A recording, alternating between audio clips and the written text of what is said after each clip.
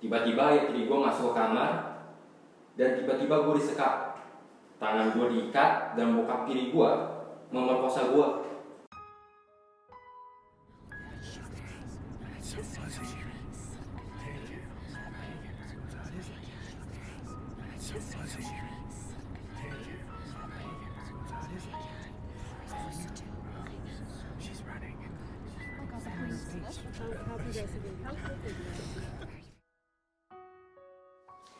Aku kecewa banget sama papaku yang selingkuh.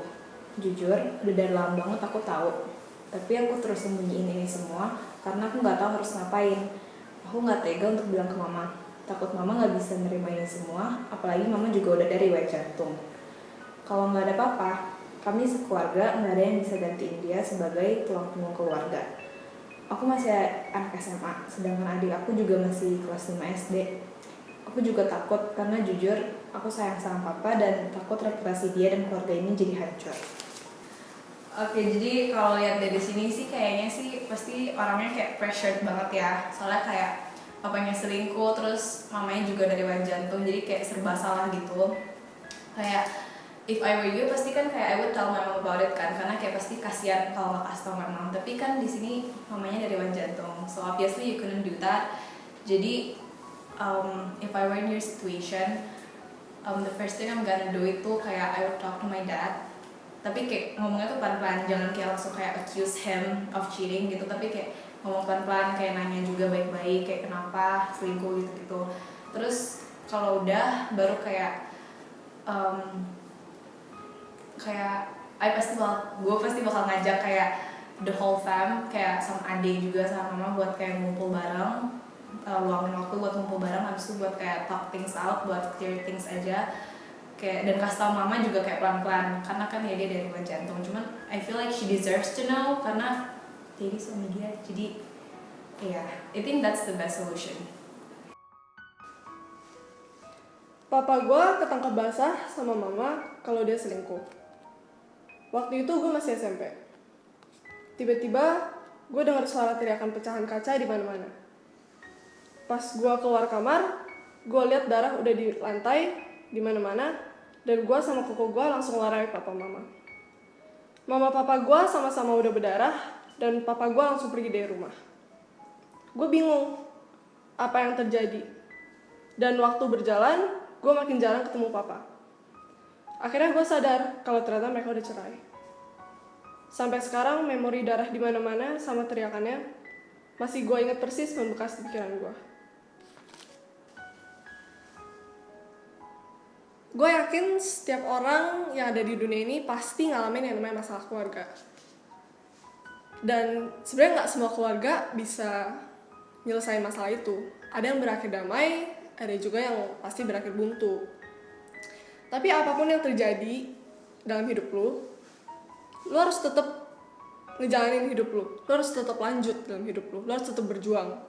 Masa lalu emang gak akan bisa lepas, gak akan bisa hilang dari diri lu sendiri. Tapi masa lalu SMP lu yang kesannya gak sesuai harapan lu, gak seperti masa-masa SMP anak-anak lain, hal itu yang bikin lu jadi berbeda daripada yang lain. Gue yakin lu akan jadi orang yang lebih kuat. Gue yakin lu akan jadi orang yang jauh lebih bisa rela terhadap keadaan, bisa ngerti keadaan daripada orang lain.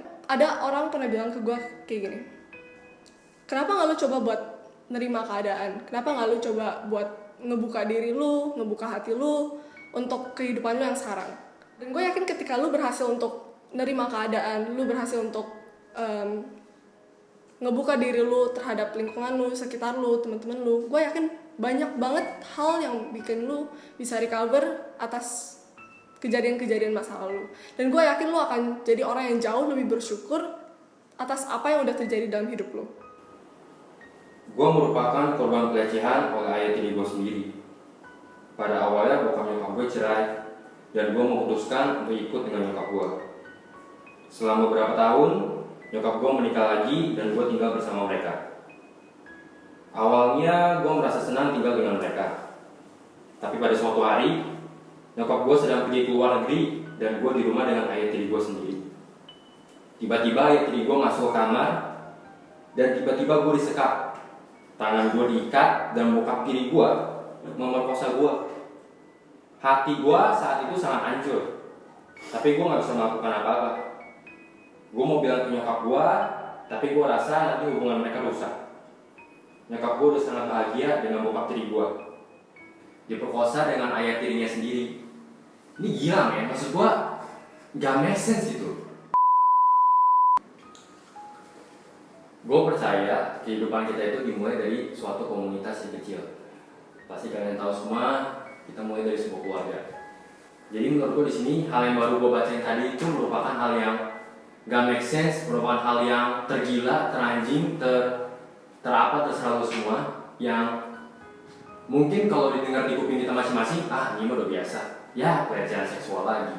Paling sama orang ini, orang yang gak bisa nahan nafsu, orang yang gak bisa nahan hawa nafsu duniawi itu kan seenak jidat mereka aja maksud gua. Tapi ini balik lagi yang gua ngomongin ini pelecehan seksual di dalam keluarga, dimana seseorang yang baru jadi bagian keluarga itu sendiri melakukan sebuah masalah atau sebuah tindakan yang disebut pelecehan seksual. Kalau gua sebagai posisi cowok gua nggak tahu, cuma itu kalau gua melihat begitu itu sungguh menyeramkan sih maksud gua. Dari cerita itu, ceweknya juga nggak berani untuk berkata kepada ibunya. Ketika ibu lu bertanya seperti itu, atau ketika ada orang yang menyadari bahwa ada perilaku yang berbeda dari kehidupan lu biasanya, di situ harus bilang. Di situ waktu yang tepat, biar lu nggak dikucilkan, biar lu dapat keadilan, biar lu dapat motivasi gimana cara keluar dari persoalan itu sendiri. Kalau misalnya lu jadi cewek tersebut, lu harus berani lawan, lu harus berani mengambil tindakan. Lu harus keluar dari zona yang mengucilkan itu. Lu harus keluar dari zona merah itu ke zona putih yang merupakan ini loh gua gak bisa dipermainkan. Jadi menurut gua lu harus lawan. Nah, kalau menurut gua saran gua untuk yang melakukan tindakan tersebut, lu sih anjing ya. Lu harus berubah lah. Namanya tuh manusia tuh cuma buat main-main doang, para lelaki nih tentunya. Jadi menurut gua apalagi ayah tiri yang baru bergabung dengan keluarga, lu harus balik ke jalan yang benar lah. Nggak usah serong ke kanan ke kiri, karena itu hal yang gila kan. Jadi lu harus berubah. Gue udah muak dengan kehidupan di keluarga gue. Hampir setiap hari gue dengar bokap nyokap gue berantem. Dari sisi gue ngerasa nyokap gue selalu gak mau kalah dari bokap gue. Padahal menurut gue nyokap gue salah, tapi dia selalu ngebela dirinya sampai ribut pada akhirnya. Kejadian ini terjadi terus-menerus. Pas gue mencoba untuk meredakan suasana, nyokap gue malah langsung marahin gue karena gue dibilang ikut campur, masih kecil, dan sok tahu. Memang bukan masalah begitu besar, tapi sering banget terjadi dan gue udah benar-benar muak. Berdasarkan cerita ini ya, kalau gue ada di posisi anak itu ya, pertama ya gue harus bersyukur dulu gitu, karena setiap keluarga itu punya keunikannya masing-masing gitu kan. Dan kalau misalkan dari yang tadi lu bilang ketika lu mau meredakan suasana dan lu dimarahin nyokap lu itu, gue rasa kayak mungkin lu salah timing sih. Kalau misalkan lu ngomong saat mereka lagi panas-panasnya gitu, gue rasa ya pasti nyokap lu begitu gitu loh. Tapi ketika kedua orang tua lu itu udah mulai tenang dan lu mulai ajak bicara pelan-pelan, gue rasa kejadiannya mungkin bisa berbeda gitu loh. Nyokap lu mungkin bisa dengerin kata-kata lu, mungkin dia nggak marahin lu gitu loh. Itu aja sih dari gue. Yo guys, nama gue Juan, gue tim dari G-Scopes, dan yang barusan kalian nonton itu adalah episode kedua dari Loud the Silence. Gue pengen terima kasih banget ke teman-teman yang udah isi form dari Loud the Silence. Dan kalau misalkan kalian yang pengen punya saran yang berbeda, kalian bisa langsung isi di komen. Jangan lupa like, subscribe. See you in the next episode.